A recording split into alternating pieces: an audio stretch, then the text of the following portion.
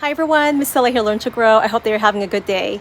So I harvested the sunchokes or Jerusalem artichokes a few days ago and just want to share with you our harvest video. So this year we grew them in 40-gallon fabric pots instead of the raised beds. I figured it was much easier to control, and also that way they don't take over a whole area in the garden or in a raised bed.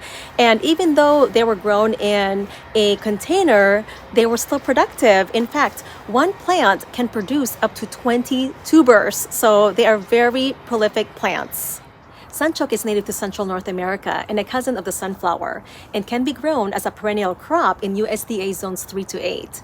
So I usually leave a few tubers in a large pot or in a raised bed, and they will regenerate in springtime. So here is our harvest this year, and I hope that you enjoy this video.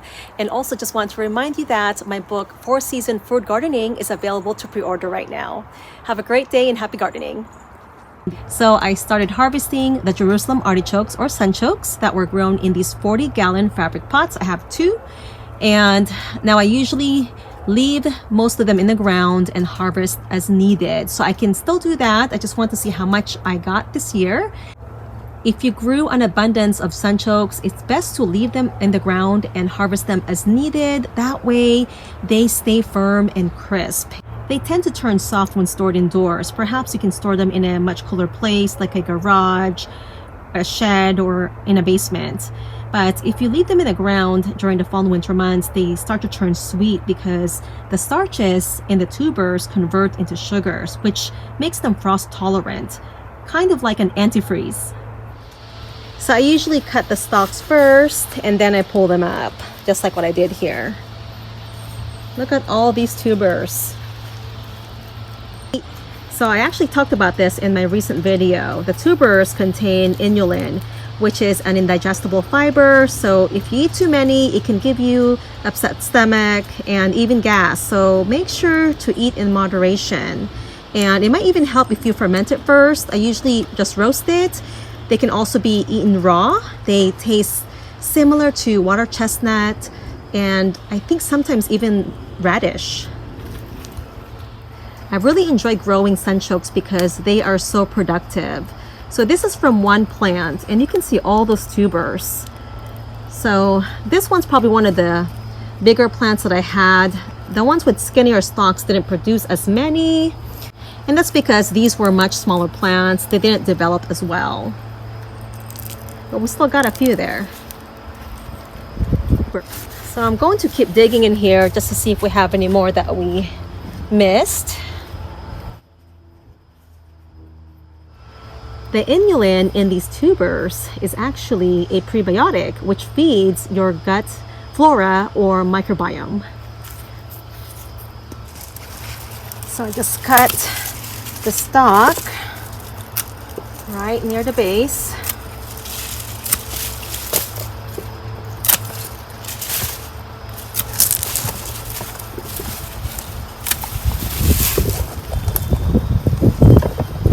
And now we can just pull them up.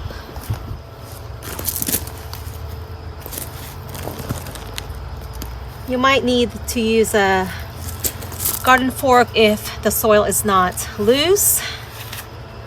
This is potting soil, so it's pretty loose or loamy. So let's see how much we have here.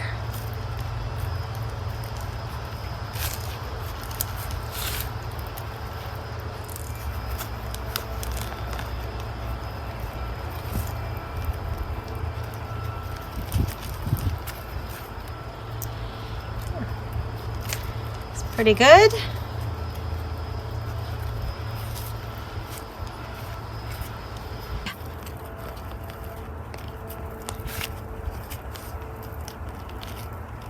Oops.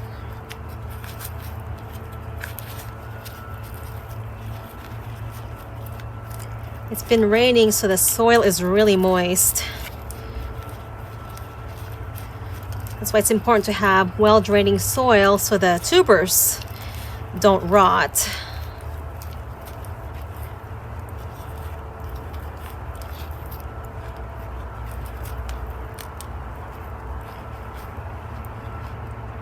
These stems are pretty skinny, so I'm not going to expect that much from these ones at all.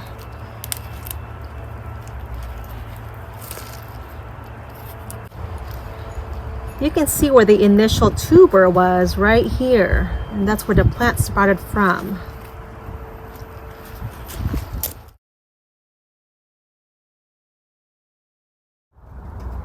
I decided to leave most of the tubers in the pots and will harvest as needed. Now the tubers are hardy all the way down to USDA zones 3 to 8. So it's okay if you let them overwinter in the ground or in pots or in your raised beds. And if you like, you can even apply a 3 to 5 inch layer of mulch. I did put a couple of inches of mulch. I used coconut coir.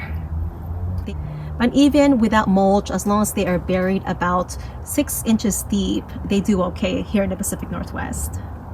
Now, if you live in a cold climate, it's a good idea to apply that thick layer of mulch.